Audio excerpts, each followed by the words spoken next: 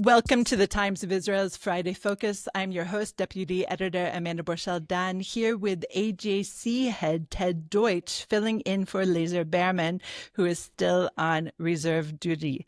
Today is Friday, May 30th. Ted, you are the head of the American Jewish Committee, and we are going to discuss the very tragic shooting that took place outside of one of your events last week. We'll discuss the anti-Semitic surge in the United States in particular and across the diaspora, and what people can do to potentially counter it. So all of this and more when we're back. Jews have to learn to walk and chew gum at the same time. Thank you, Mr. President, for Jerusalem. No thank you for banning Arabs. His message on anti-Semitism is a good message. Trump is saying all the right things, and he may even be doing the right things, but for the wrong reasons. It's a dilemma for us, but I think we still have to stand up for the institutions, for due process, even if the wrong things that he's doing help us in the long term. I just don't see how they help us at all, because I think in the long Yehuda, run, there needs to be consequences. You can go up, you can march with a Palestinian flag. God bless you. That's fine. But if you use that flag to stop a Jewish students to go to class or beat them up, that's not freedom of speech. There needs to be consequences.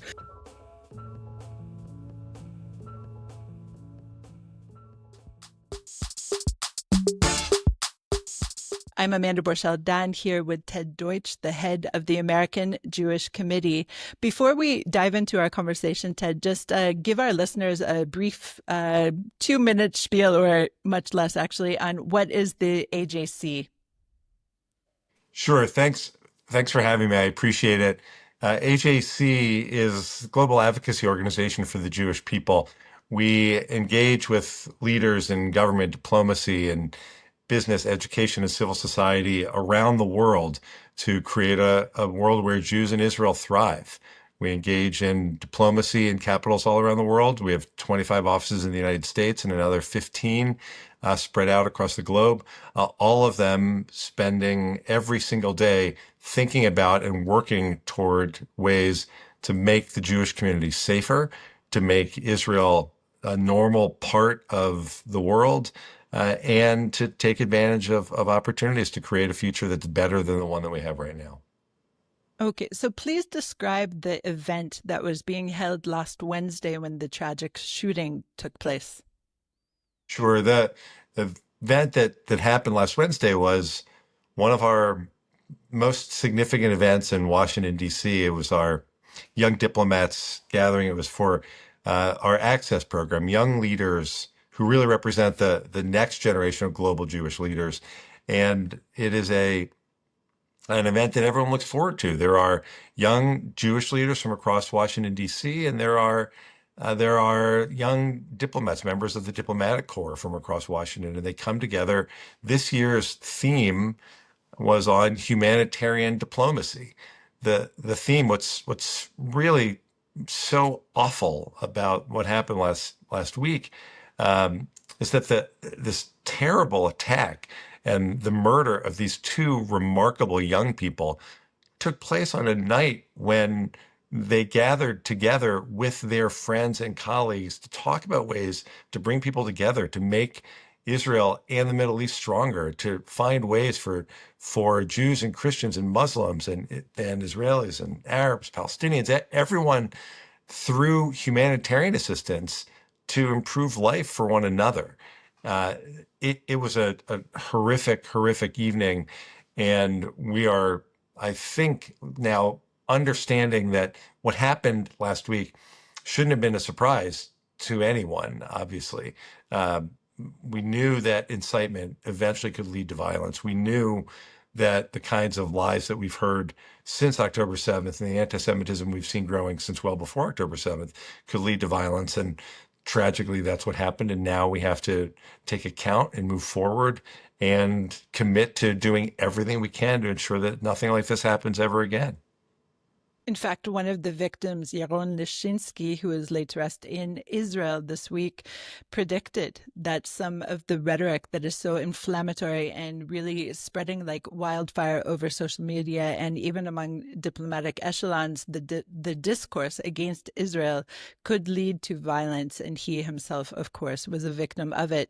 And his partner, his girlfriend, Sarah Milgrim, if I'm not mistaken, you are right now, we're recording before Friday, you are right now just ahead of her funeral. Where are you, Ted? Yes, I'm in Kansas City, where Sarah grew up, and I'll be leaving just after this interview to attend her funeral. Sarah and Yaron weren't just young people who were taken too soon from our world. They were remarkable young leaders. And I know at the funeral, just as at your own funeral, we will be reminded yet again of how much they were contributing to make the world a better place.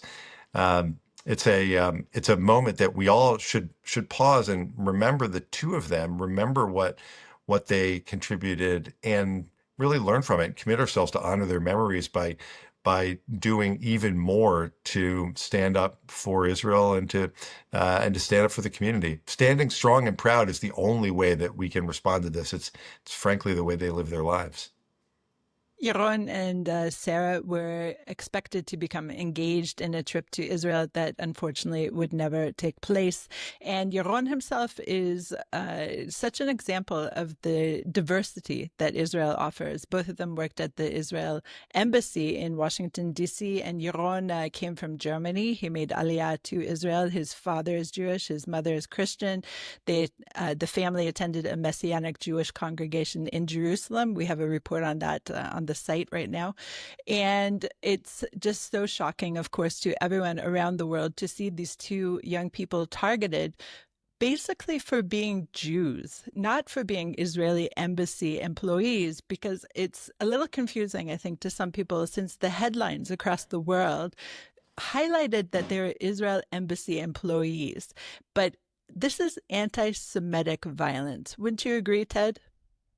Of course, it's anti-Semitism, and the way that so many around the world tried to take this awful night, this horrific killing, and take these two murders and somehow spin it to be part of a narrative that this is somehow about Israel and Gaza, and this is somehow Hamas and the war in Gaza is connected to this shooting because the shooter started screaming and free Palestine. It suggests almost like this is a natural battlefield in Israel's war of self-defense against Hamas.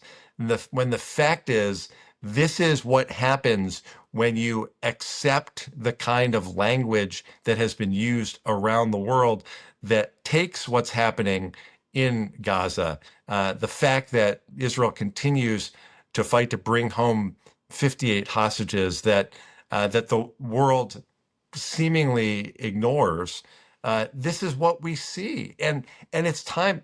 The most important thing we have to do right now is make clear that these are related insofar as the lies that are spread impact the Jewish community around the world.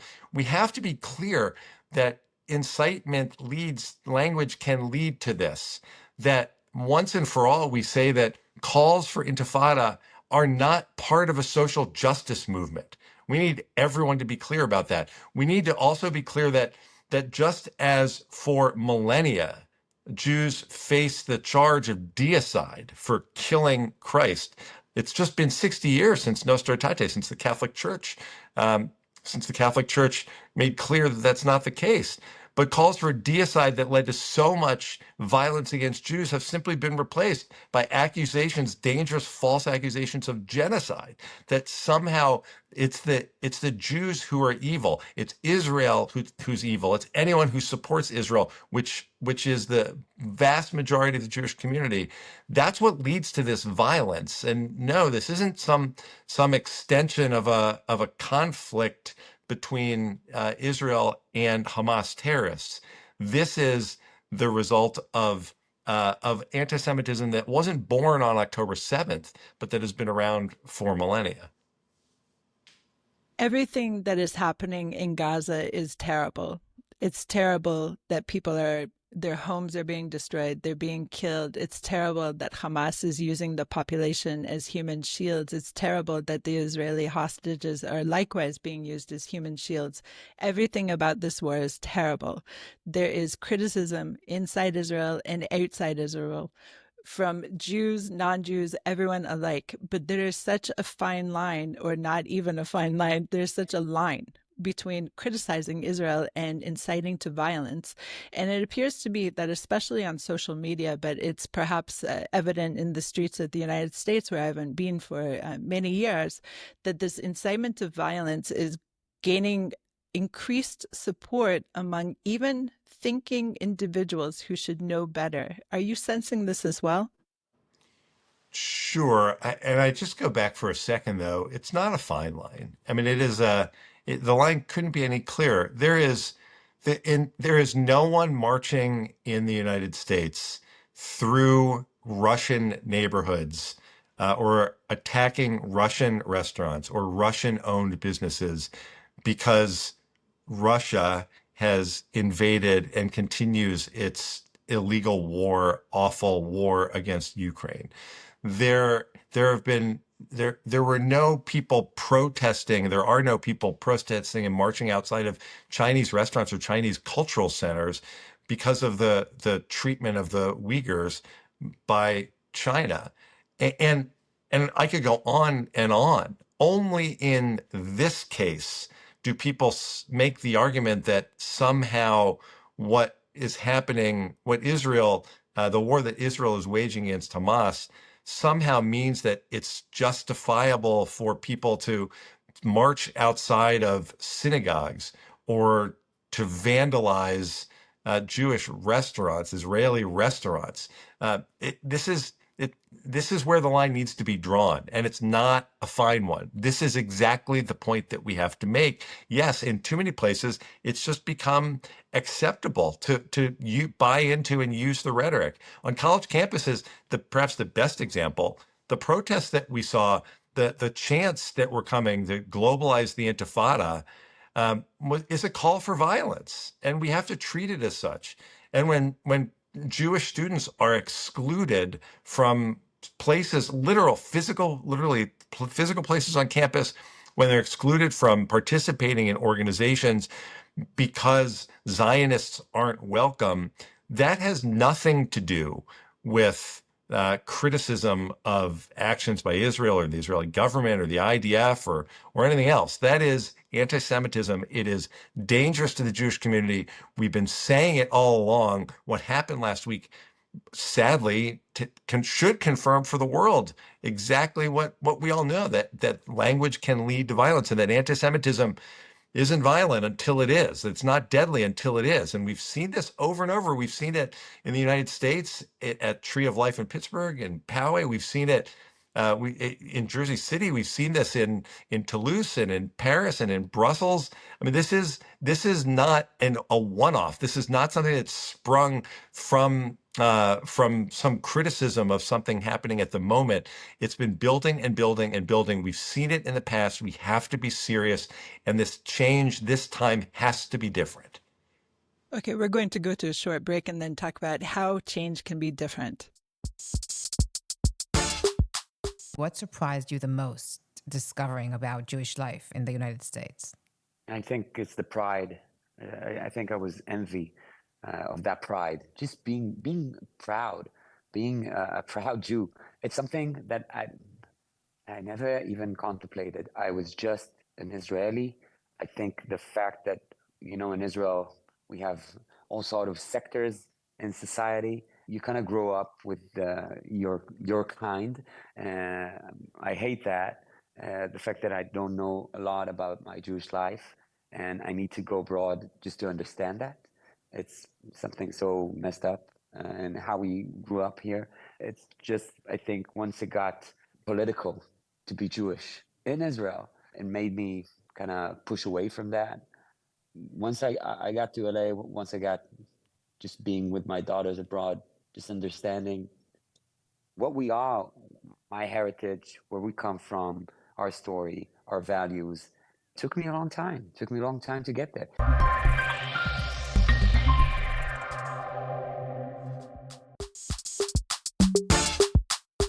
And we're back. I'm Amanda Borschel-Dan here with Ted Deutch, the head of the American Jewish Committee.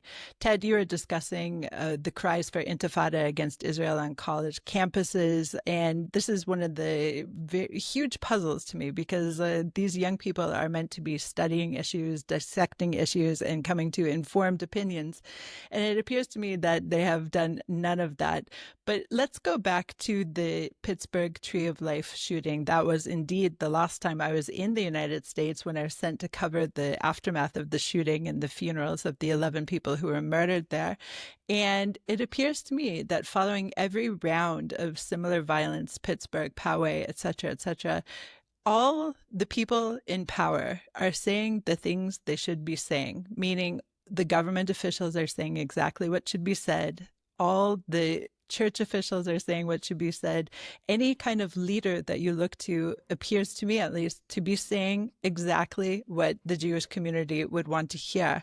And so how can we make a change when the leadership seems to be on board and is at least mouthing out the words that should be said, whereas the grassroots, such as the college campuses, are completely disregarding them?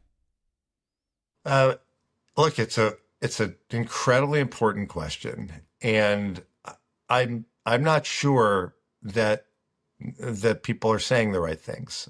I'm just, to be honest, there are really generous offers of support and condolences, heartfelt, really heartfelt outreach to the Jewish community from leaders across the country and around the world, in government and our partners and friends in all different sectors of society.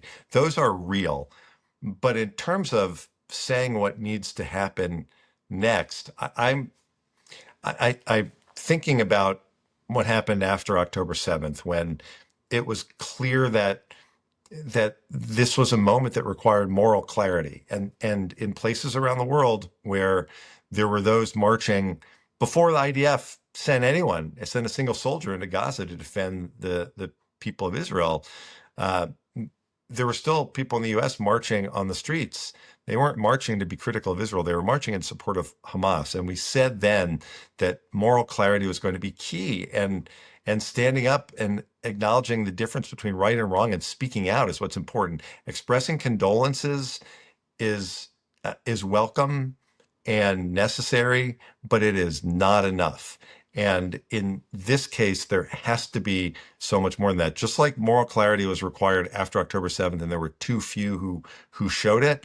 Right now, it's not enough to say we're going to get the security that the Jewish community needs, because that's not how we should be living our lives. Yes, we need to be secure, but the fundamental question is, why do we think that it's okay to respond to Jews being a target in their places of worship, in their schools, in their community centers, and therefore the response is just to get them more guards and more metal detectors and have the police play a greater role?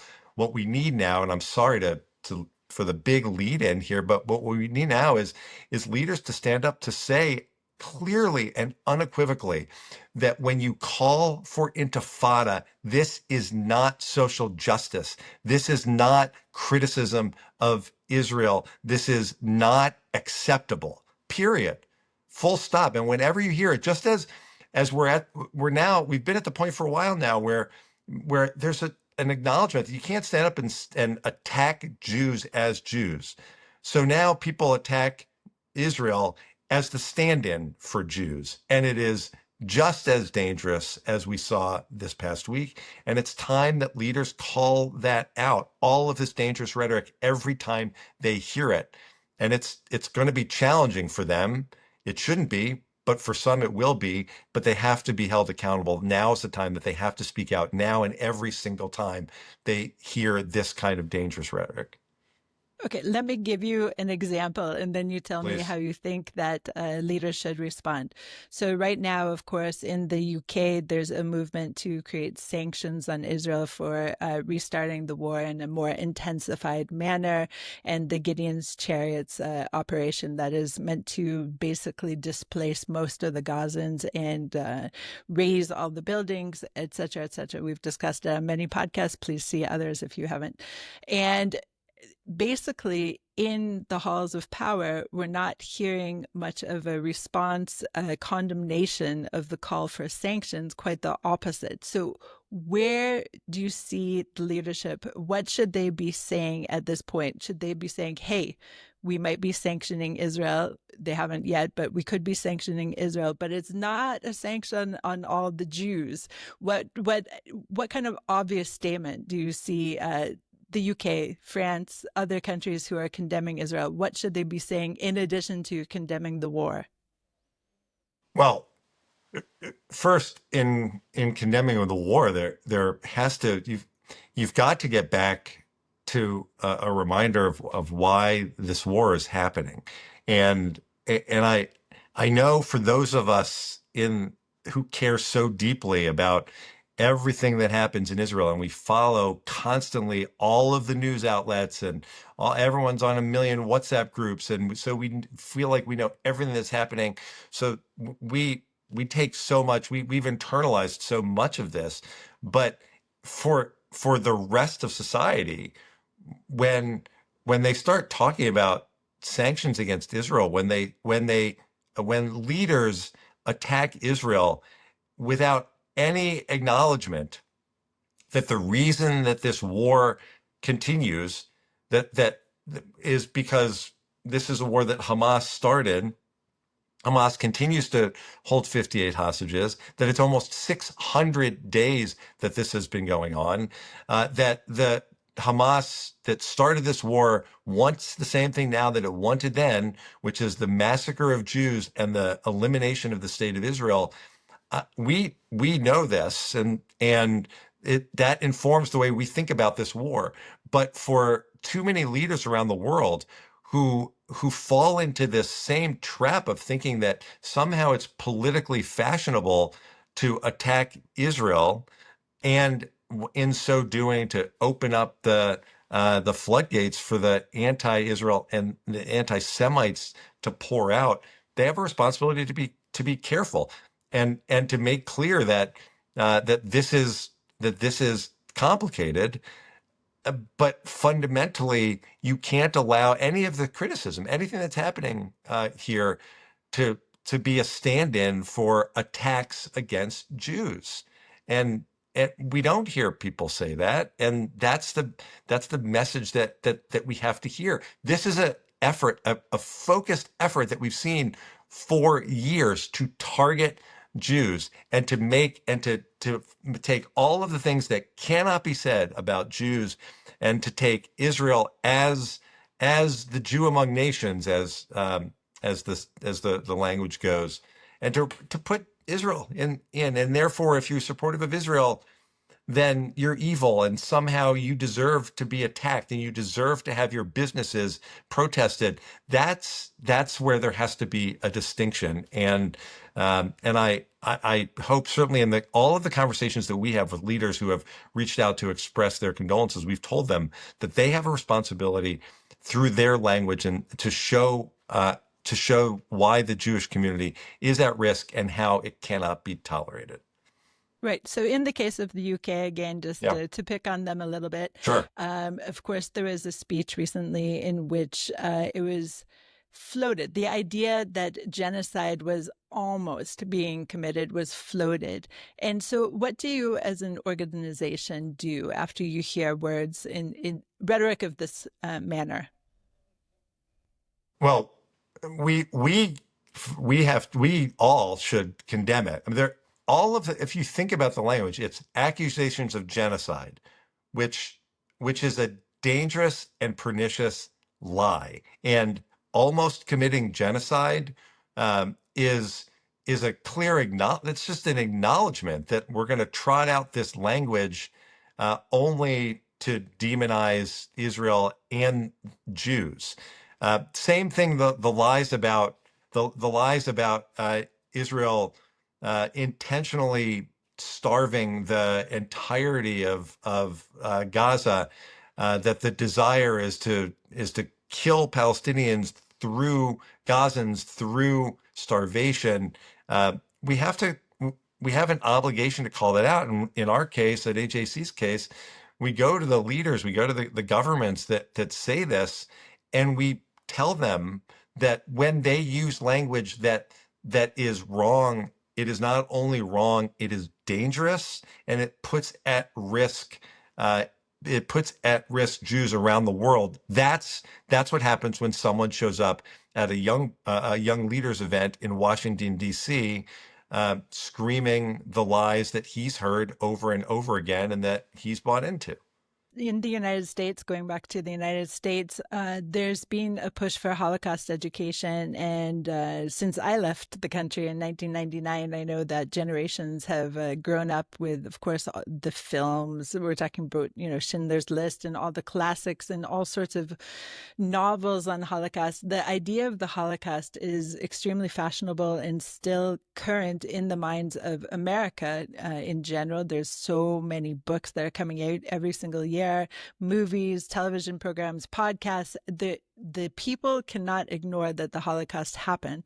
And I wonder if you, Ted, see that this Holocaust education is perhaps in a way even backfiring on Israel right now during this war, because the connection between the horrors that the Jews faced and people connecting it to the horrors that Palestinians are facing. And there are horrors happening in Gaza. War is a terrible thing. And I wonder if this has in a way backfired for the Jewish community in the United States. No, I don't think so. I first of all, it's possible to acknowledge that the loss of civilian life, any civilian life, it is something that we should mourn. I think that's who we are as humans, and it shouldn't require any explanation. Holocaust education isn't what's led to the situation that we're in now in the United States. It's accepting, and this is a really important point, it's when you accept the inversion of the Holocaust. It's when you accept those who take the greatest atrocity that we've seen, and the attempted annihilation of the entire Jewish people, 6 million Jews killed. When you take that and you use the language and you turn it on its head to accuse Israel, the state created in the ashes of the Holocaust, the idea that you take those same terms that were real when applied to the Jewish people, Hitler's efforts to eradicate the Jewish people, and you invert them and you try to give them meaning in the context of a war of self-defense that Israel launched against Hamas. There is no way to blame Holocaust education. In fact, actually, I'd suggest it's the opposite. The more people understand what actually happened in the Holocaust, the easier it would be for people to reject the outrageous charges of genocide that are happening at this moment. I ask you this because I'm having these difficult conversations within my own family. We live here, as our listeners know, I have 7 children. 3 of them are fighters in the IDF right now. And yet I'm having myself to have these very difficult conversations with members who should know a little better, should be able to hear the nuance in all of these statements, and yet are using terms such as genocide, ethnic cleansing in terms of the war in Gaza. So if me, somebody who is a journalist in Israel who talks about this war in all of the factual manner as possible, I'm having these conversations, I would imagine that many other American Jews are having these conversations as well. And what are you hearing, Ted, from the grassroots level? Are American Jews able to hold these conversations, and are they having to hold them, first of all? If it's a conversation in which it's possible to acknowledge that the loss of innocent life is horrific in any conflict, just as it is here, while at the same time reflecting on why this war continues and what Hamas did on October 7th, and at the same time acknowledging that any comparison to the Holocaust shows both a lack of understanding and sadly, more often than not, shows that the efforts to invert the lessons of the Holocaust and to turn them on their head in ways to hurt not just Israel but Jews. If that's the kind of conversation which, yeah, it does require nuance, I think those conversations are happening. But there has to be clarity about some of this, and starting with, there are lies that enemies of Israel and the Jewish people have put forth since October 7th to rewrite what happened on October 7th, and to make sure that the world refuses to acknowledge that Hamas has even any role here. And again, it gets back to what I said at the top. The fact is that calls for intifada and lies about genocide don't represent social progressivism, social activism. They need to be rejected outright. Ted, I so appreciate your insights today. You've given me a little strength. As you could hear, I'm having a bit of a crisis in my own life in terms of trying to come to terms with all of this that we just spoke about today. So thank you so much for joining me today. Thanks for having me. I appreciate it. Thanks for listening to the Times of Israel's Friday Focus. Please check out another installment next week. This episode was produced by the Podwaves and video edited by Thomas Gersh. If you have any questions or comments about this or any other episode, please drop us an email to podcast@timesofisrael.com. Until next week, shalom.